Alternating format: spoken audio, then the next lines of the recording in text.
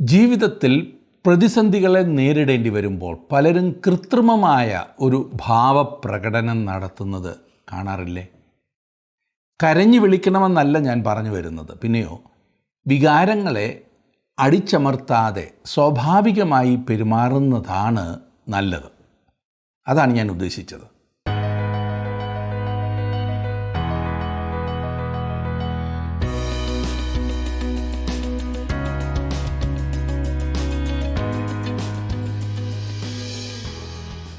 ദൈവം പോലും നീതിമാൻ എന്ന് സാക്ഷ്യപ്പെടുത്തിയ ഇയ്യോബ് ഭയാനകങ്ങളായ പ്രതിസന്ധികളിലൂടെ പോകേണ്ടി വന്നപ്പോൾ നിയന്ത്രണം നഷ്ടപ്പെട്ടതുപോലെ സംസാരിക്കുന്നു. എന്നാൽ അവൻ മടങ്ങി വരുന്നതും നാം കാണുന്നു. അതുതന്നെയാണ് ഇയ്യോബിൻ്റെ പുസ്തകത്തിൽ നിന്നും നമുക്ക് പഠിക്കുവാനുള്ള വലിയൊരു പാഠം. ഇയ്യോബിൻ്റെ പുസ്തകം 3-ാം അധ്യായത്തിൻ്റെ 5-ാം വാക്യം വരെ നാം ചിന്തിച്ചിരുന്നല്ലോ. ഇന്ന് 3-ാം അധ്യായത്തിൻ്റെ 6 മുതലുള്ള വാക്യങ്ങൾ നോക്കാം. പ്രത്യേകിച്ച് ഇയ്യോബിൻ്റെ പുസ്തകം പഠിക്കുമ്പോൾ വളരെ പ്രാർത്ഥനയോടെ ശ്രദ്ധയോടെ നാം ഇത് പഠിക്കണം. ജീവിതത്തിൽ നാം കടന്നു പോകുന്ന പല അനുഭവങ്ങളും ഇതുമായി വളരെ അടുത്ത് നമുക്ക് കാണുവാനായിട്ട് സാധിക്കും. എടുത്താട്ടെ ഇയ്യോബിൻ്റെ പുസ്തകം 3-ാം അധ്യായം.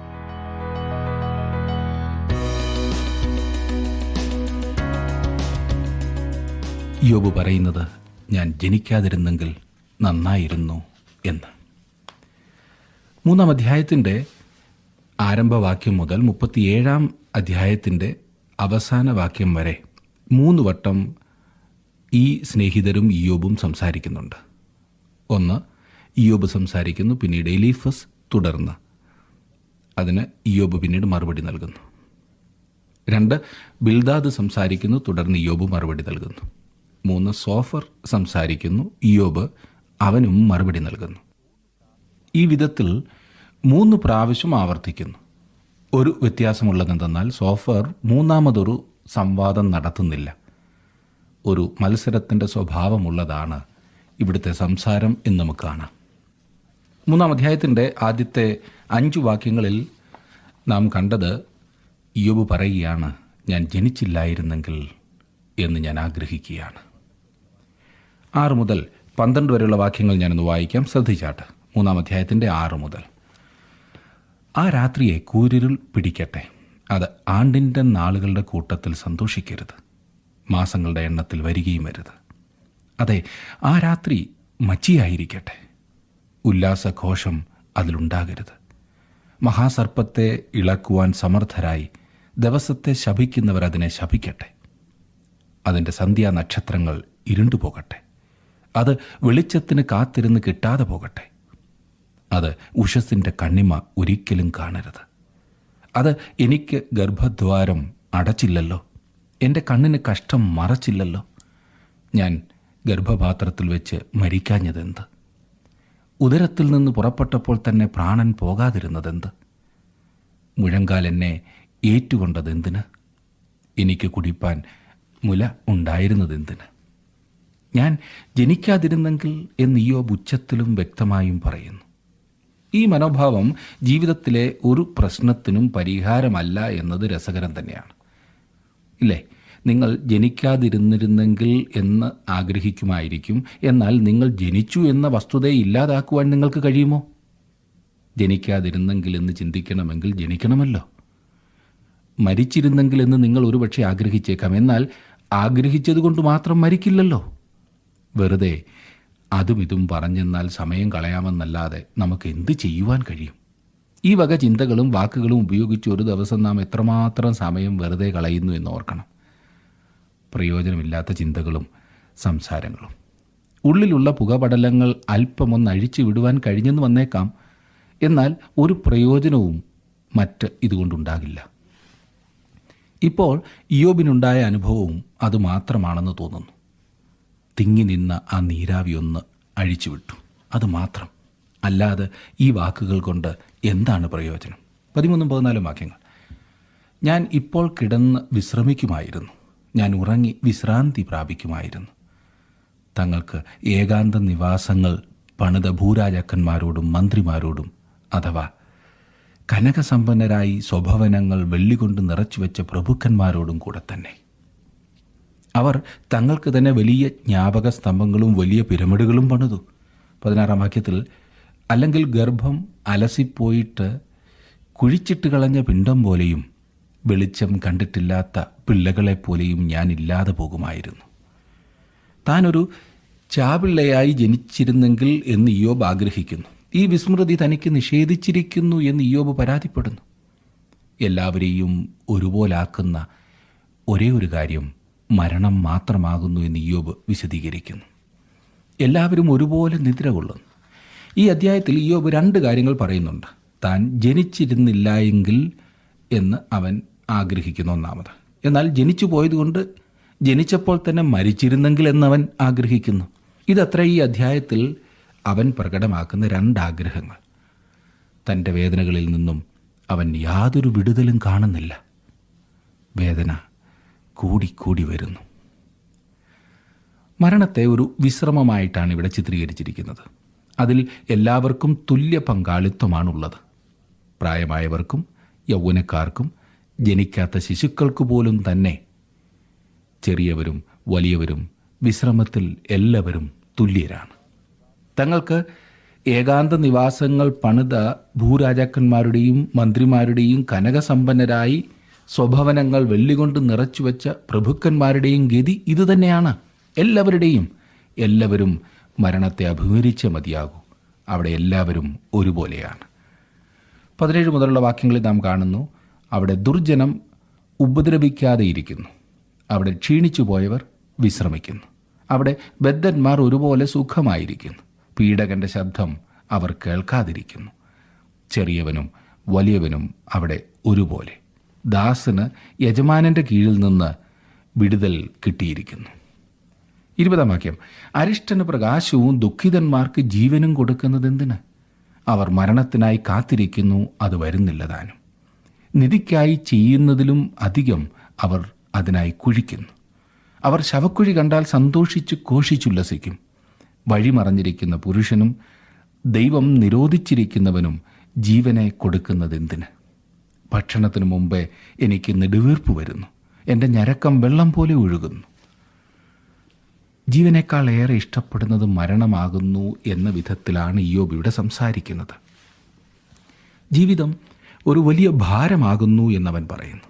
ജീവിക്കുവാൻ അവൻ ആഗ്രഹിക്കുന്നില്ല, മരിക്കുവാനാണ് താല്പര്യം.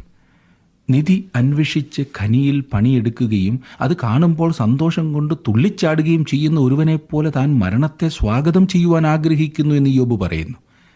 അവനാകെ തകർന്ന ഒരു അവസ്ഥയിലാണ്, അന്യപ്പെട്ട ഒരു സ്ഥിതിയിൽ. അവൻ്റെ ആ അവസ്ഥയിൽ നിങ്ങൾ അല്പമൊന്ന് ചിന്തിച്ചാൽ നിങ്ങളുടെ ആ ഭാവനയിൽ അതിൻ്റേതായ ആഴത്തിൽ മനസ്സിലാക്കുവാൻ സാധിച്ചെന്ന് വരില്ല, എന്നാലും നിങ്ങൾക്കല്പം ഗ്രഹിക്കുവാൻ സാധിക്കും. 25ഉം 26ഉം വാക്യങ്ങൾ, ഞാൻ പേടിച്ചത് തന്നെ എനിക്ക് നേരിട്ടു, ഞാൻ ഭയപ്പെട്ടിരുന്നത് എനിക്ക് ഭവിച്ചു. ഞാൻ സ്വസ്ഥനായില്ല, വിശ്രമിച്ചില്ല, ആശ്വസിച്ചതുമില്ല, പിന്നെയും അതിവേദന എടുക്കുന്നു. ഊസ് ദേശത്ത് ഇയ്യോബ് സമാധാനമായും സന്തോഷമായും സമൃദ്ധിയിലും ജീവിക്കുകയായിരുന്നു.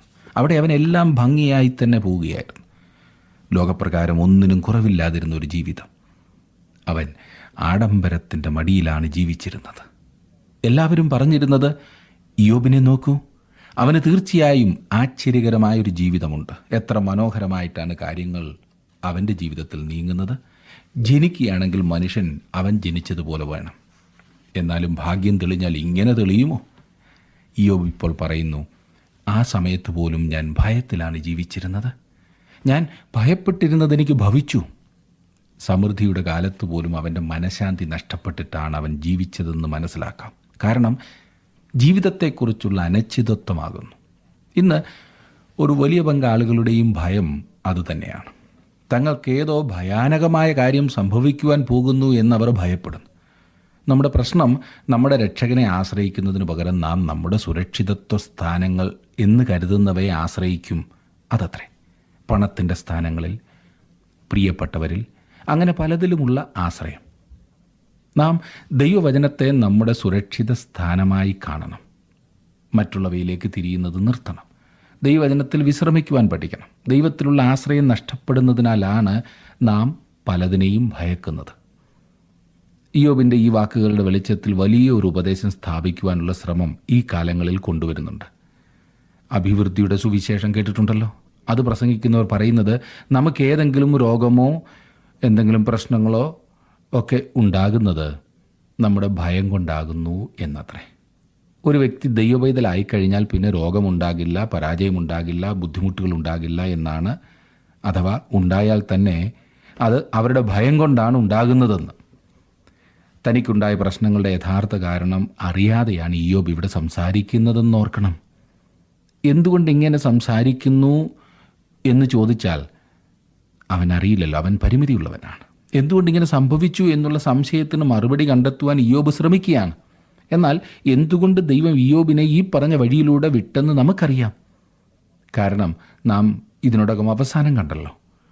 അതിന് ദൈവത്തിന് പ്രത്യേക ഉദ്ദേശമുണ്ടായിരുന്നു താനും. ഭയപ്പെട്ടതുകൊണ്ട് മാത്രം ഇങ്ങനെ സംഭവിക്കണമെന്നില്ല. അത് അവൻ്റെ ചിന്ത മാത്രമാണ്.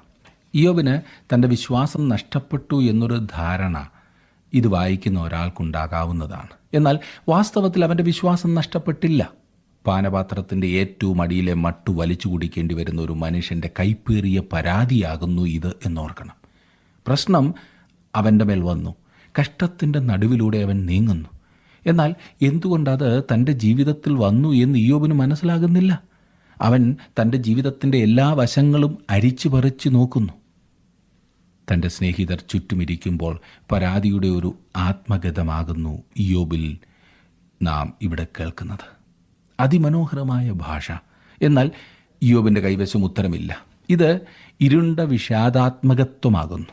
തൻ്റെ ഭൗതിക സ്വത്തുക്കളെ ആരാധിക്കാതെ, അവയ്ക്ക് അമിത പ്രാധാന്യം കൊടുക്കാതെ ദൈവത്തെ മാത്രം ആരാധിക്കുവാൻ ഇയ്യോബ് വളരെ ശ്രദ്ധിച്ചിരുന്നു. എന്നാൽ ഇപ്പോൾ ഇതാ തനിക്ക് സംഭവിച്ചിരിക്കുന്ന വിപത്തുകളാൽ തൻ്റെ ആദർശങ്ങളെല്ലാം പരിഹസിക്കപ്പെട്ടിരിക്കുന്നു. തന്മൂലം തൻ്റെ ജീവിതം ശരിയായിരുന്നിട്ടും തനിക്കുണ്ടായ ശോധനകളെക്കുറിച്ച് ഇയ്യോബ് പരാതിപ്പെടുന്നു. താൻ ഇതുവരെ മുറുകെ പിടിച്ചിരുന്ന മൂല്യങ്ങളൊക്കെ ഇടിഞ്ഞു പൊളിഞ്ഞു വീഴുന്നു. ഇയ്യോബിന് തൻ്റെ കാഴ്ചപ്പാടുകൾ നഷ്ടപ്പെടുന്നതായി അനുഭവപ്പെടുന്നു.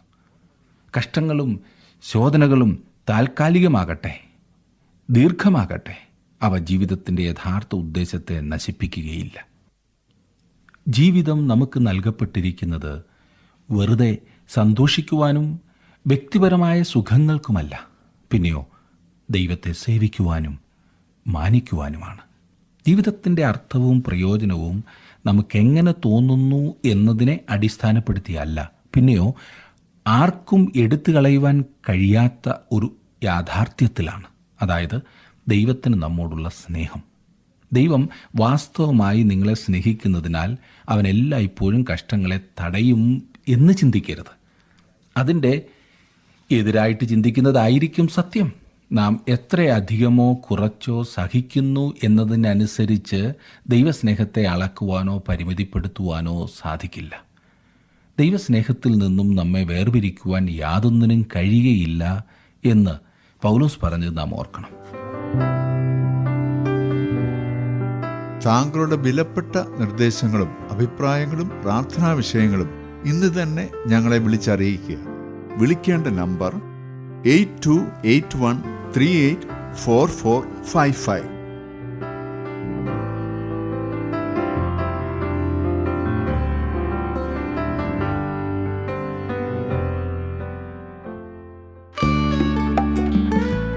ഇന്നത്തെ പ്രോഗ്രാം താങ്കൾക്ക് ഇഷ്ടപ്പെട്ടുവോ? എങ്കിൽ ഉടൻ തന്നെ ഞങ്ങൾക്കൊരു മിസ് കോൾ തരിക. അടുത്ത വിജയി ഒരുപക്ഷെ താങ്കളായിരിക്കാം.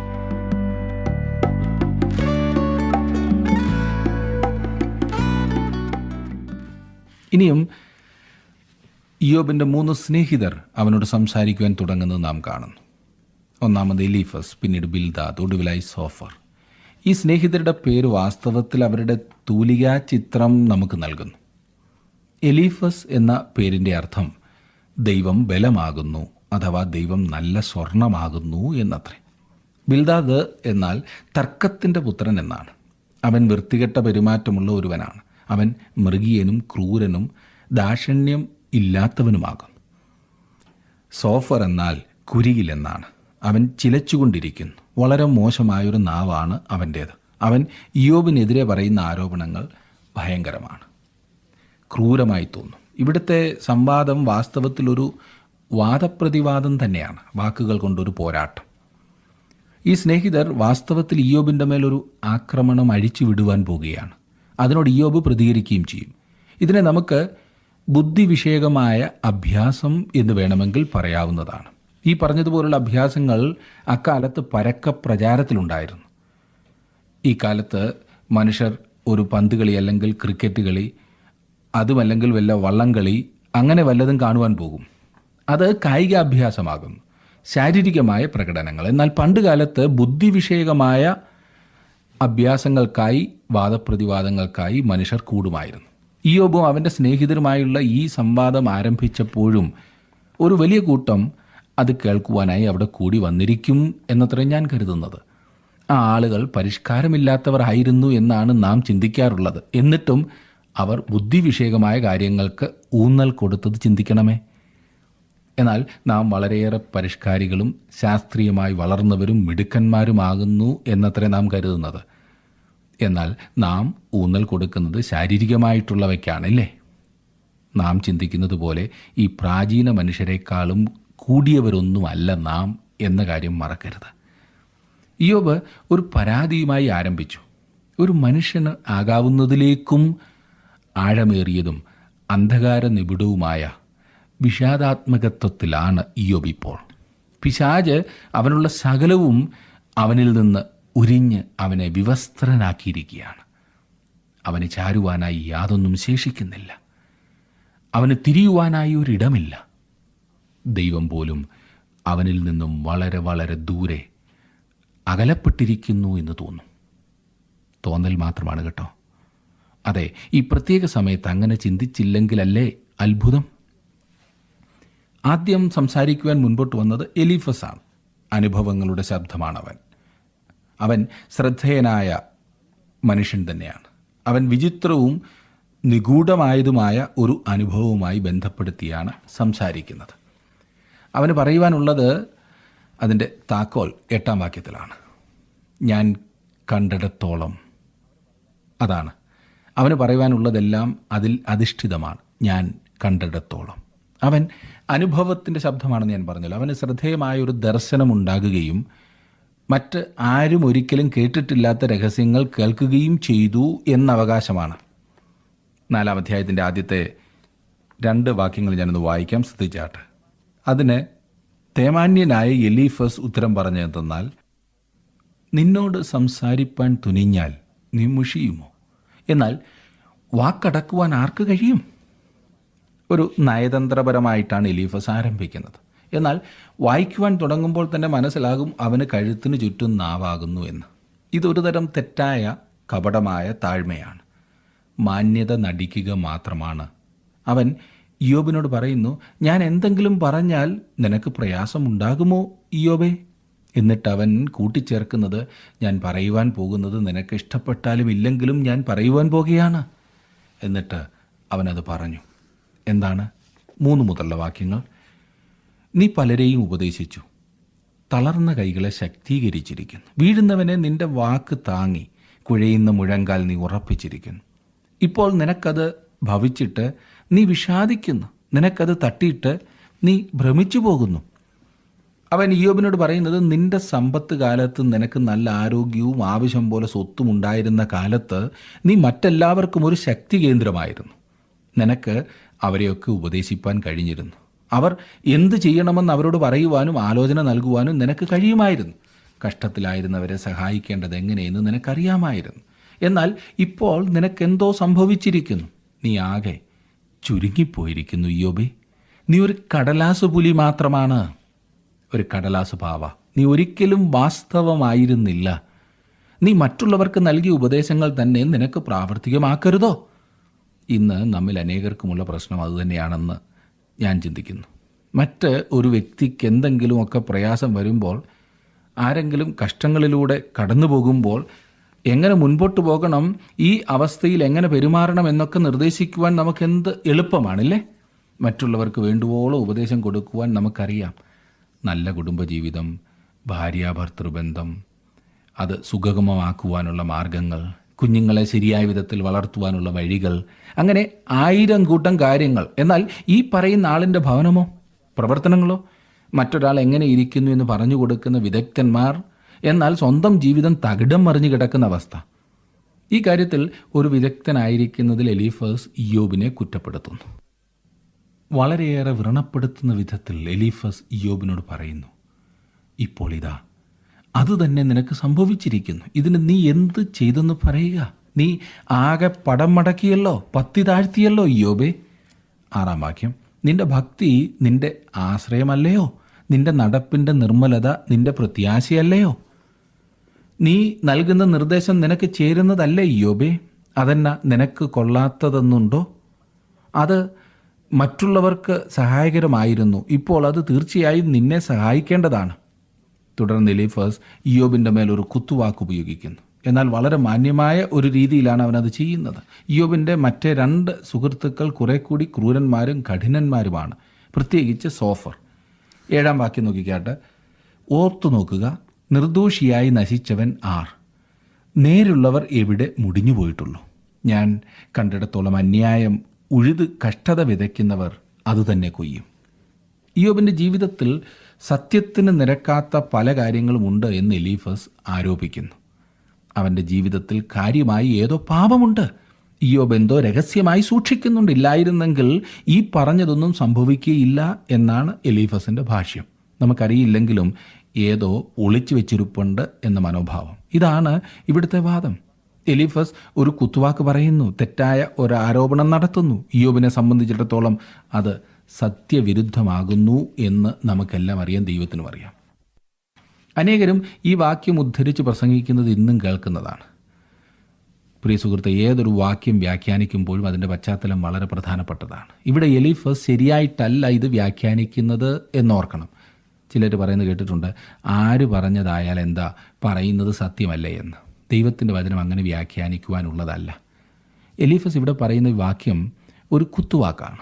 ഈ കുത്തുവാക്ക് തെറ്റാണെന്നും ഇയ്യോബിനെ സംബന്ധിച്ചിടത്തോളം സത്യമല്ലെന്നും നമുക്കറിയാം. കാരണം ഈ പുസ്തകത്തിൻ്റെ ആരംഭത്തിൽ സ്വർഗത്തിലെ ആ രംഗം ദൈവം നമുക്ക് നൽകുമ്പോൾ നാം ഇയ്യോബിനെ അറിയുവാനും അവൻ്റെ സ്വഭാവം മനസ്സിലാക്കുവാനും ദൈവം ആഗ്രഹിക്കുന്നു. ഈ സ്നേഹിതർ വ്യസനിപ്പിക്കുന്ന ആശ്വാസകന്മാർ ആകുന്നു. കാരണം അവർ ദൈവത്തെ മനസ്സിലാക്കിയിട്ടില്ല. അവർ ഇയ്യോബിനെയും മനസ്സിലാക്കുന്നില്ല. അതിലൊക്കെ ഉപരി അവർക്ക് അവരെ തന്നെ പോലും അറിയില്ല. ആത്മീക കാര്യങ്ങൾ കൈകാര്യം ചെയ്യുവാൻ യാതൊരു യോഗ്യതയുമില്ലാത്ത അനേകം ആളുകൾ ഇന്ന് ആത്മീക കാര്യങ്ങളിൽ ഇടപെടുന്നത് സർവ്വസാധാരണമാണല്ലേ. കള്ളം പറയുവാനും ദൈവനാമം ഉപയോഗിക്കുവാൻ മടിക്കാത്തവർ, ആർക്കെങ്കിലും തങ്ങളുടെ കഷ്ടങ്ങളുടെ കാര്യം പറഞ്ഞു കൊടുക്കുവാനോ അതിനുള്ള ഉപദേശങ്ങൾ നൽകുവാനോ ഞാൻ എപ്പോഴും തയ്യാറാകാത്തതിൻ്റെ ഒരു പ്രധാന കാരണം ഈ പറഞ്ഞതാണ്. ഏതെങ്കിലും സാങ്കേതിക കാര്യമോ ദൈവശാസ്ത്രപരമായ വിഷയമോ ശാരീരിക ബുദ്ധിമുട്ടോ ആകുന്നെങ്കിൽ വേണ്ട ഉപദേശം നൽകാം. അത് അല്ലാത്ത പക്ഷം ഞാൻ വിശ്വസിക്കുന്നത് ഒരു വ്യക്തി ദൈവപൈതലാകുന്ന പക്ഷം ആത്മാവും ദൈവവും തമ്മിൽ ആ വിഷയത്തിന്മേൽ തീരുമാനമെടുക്കുമെന്നാണ്. അതിന് നാം ദൈവസന്നിധിയിൽ ഇരിക്കണം. ദൈവശബ്ദം ദൈവവചനത്തിൻ്റെ വെളിച്ചത്തിൽ കേൾക്കണം. ഇന്ന് ഏതൊരു പ്രശ്നത്തിനും പരിഹാരം തരുവാൻ ഒറ്റമൂലിയും കൊണ്ട് നടക്കുന്ന എത്ര പ്രസംഗകരുണ്ടെന്നറിയാമോ? ഒരു ദൈവപൈതൽ തൻ്റെ പ്രശ്നവുമായി മൂന്നാമതൊരാളുടെ അടുത്ത് പോകേണ്ടതില്ല എന്നത്ര ഞാൻ വിശ്വസിക്കുന്നത്. അതെ, ആത്മീക പ്രശ്നവുമായി നമുക്ക് നമ്മുടെ പിതാവിൻ്റെ സന്നിധിയിൽ ഒരു മധ്യസ്ഥനുണ്ട്. ഇയ്യോബ് ഒരു മധ്യസ്ഥന് വേണ്ടി കരഞ്ഞു. എന്നാൽ നമുക്കൊരുവനുണ്ട് എന്ന് നമുക്കറിയാം. ദൈവം ഒരുവനല്ലോ, ദൈവത്തിനും മനുഷ്യർക്കും മധ്യേ മധ്യസ്ഥനും ഒരുവൻ, മനുഷ്യനായ ക്രിസ്തു യേശു തന്നെ എന്ന് 1 തിമോഥെയോസ് 2:5 നാം വായിക്കുന്നു. ഇന്നത്തെ വലിയ പങ്ക് വിശ്വാസികളും പോകേണ്ടത് ഈ മധ്യസ്ഥൻ്റെ അടുത്തേക്കാണ്, അല്ലാതെ ഒരു ശുശ്രൂഷകൻ്റെ അടുത്തേക്കോ മനഃശാസ്ത്രജ്ഞൻ്റെ അടുത്തേക്കോ അല്ല. ഞാൻ ആരെയും പുച്ഛിച്ച് തള്ളുകയല്ല. ഓരോരുത്തർക്കും അവരവരുടെ സ്ഥാനങ്ങളുണ്ട് എന്നോർക്കുക. നിങ്ങൾക്ക് ക്രിസ്തുവിലൂടെ നേരിട്ട് ദൈവത്തിങ്കൽ നിന്നും പ്രാപിക്കുവാൻ കഴിയാത്തതൊന്നും മറ്റൊരു മനുഷ്യന് നിങ്ങൾക്ക് വേണ്ടി വാങ്ങിത്തരുവാൻ സാധിക്കില്ല. ഈ പ്രമാണം വിശ്വസിച്ചാൽ ഒരുപാട് തട്ടിപ്പുകളിൽ നിന്നും രക്ഷപ്പെടാം. ഇന്ന് എലീഫസിൻ്റെ പിൻഗാമികളും ശ്രീമതി എലീഫസുമാരും വളരെയേറെ വിഹരിക്കുന്നുണ്ടെന്നോർക്കണം. അഥവാ നിങ്ങളുടെ പ്രശ്നം ശാരീരികമാണെങ്കിൽ പോയി നല്ല ഒരു ഡോക്ടറെ കാണൂ. അതേസമയം ദൈവത്തിങ്കിലേക്കും ചെല്ലുക. നിങ്ങൾക്ക് സൗഖ്യം തരുവാൻ അവനെക്കൊണ്ട് മാത്രമേ സാധിക്കൂ. എലീഫസ് അനുഭവത്തിൽ നിന്നും പറഞ്ഞതുപോലെ ഞാനും എൻ്റെ അനുഭവത്തിൽ നിന്നും പറയട്ടെ, നമ്മുടെ ഭൗതികവും ആത്മീയവുമായ ആവശ്യങ്ങൾ നാം ദൈവസന്നിധിയിൽ ചെന്ന് പറയുമ്പോൾ അവൻ നമ്മുടെ പ്രാർത്ഥന കേൾക്കുന്നു, നമ്മെ സഹായിക്കുന്നു. ദൈവം ഇയ്യോബിനോട് ഇടപെടുന്ന വിധം കാണുന്നത് വളരെ ആശ്ചര്യകരം തന്നെയാണ്. അതെ, ദൈവസന്നിധിയിലേക്ക് ചെല്ലുന്ന ഒരു ദൈവ പൈതലിന് ആശ്വാസം പ്രാപിക്കുവാൻ സാധിക്കും. ദൈവസന്നിധിയിലേക്ക് ചെല്ലുന്ന ഒരു ദൈവ പൈതലിന് ആശ്വാസം നിശ്ചയമാണ്. ഇന്ന് നിങ്ങൾ ശ്രദ്ധിച്ചതായ ഈ പഠനം നിങ്ങൾക്ക് അനുഗ്രഹപ്രദമായിരുന്നു എന്ന് വിശ്വസിക്കട്ടെ. തുടർന്നും ദൈവവചനം ശ്രദ്ധിക്കുവാനായി നിങ്ങൾ സമയമെടുത്താട്ടെ. പ്രത്യേകിച്ച് ഇയ്യോബിൻ്റെ പുസ്തക പഠനം നിങ്ങൾക്ക് കൂടുതൽ അനുഗ്രഹമാകട്ടെ എന്ന് പ്രാർത്ഥിക്കുന്നു. നമുക്ക് വീണ്ടും കാണാം. അതുവരെ ദൈവം നിങ്ങളോട് കൂടെ ഇരിക്കട്ടെ.